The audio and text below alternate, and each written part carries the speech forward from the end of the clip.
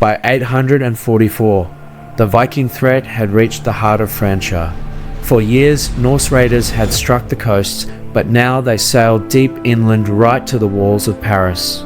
The Franks, caught off guard, faced a brutal siege that would test their ability to defend their kingdom. Here, the ancestors of modern France clashed with the ancestors of modern Denmark and Norway in a battle that showed the true power of the Viking war machine. The year is 844, Franks versus Vikings. The first great siege of Paris begins. For decades, Viking longships had terrorized the coast of Europe, but their raids were growing bolder. This time, they sailed up the Seine River, bringing war directly to the capital of West Francia. The Vikings, led by a powerful chieftain, arrived in force, launching a full-scale assault on the city. The defenders of Paris, heavily outnumbered, took refuge behind their walls. The city's fortifications held firm, but the Vikings were relentless. Wave after wave of attacks battered the gates, forcing the Franks to fight from the ramparts.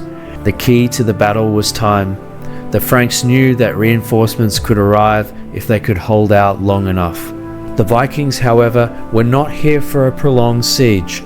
They were warriors, but also expert strategists. Rather than wasting men in a prolonged fight, they switched tactics, burning surrounding villages and blockading supplies.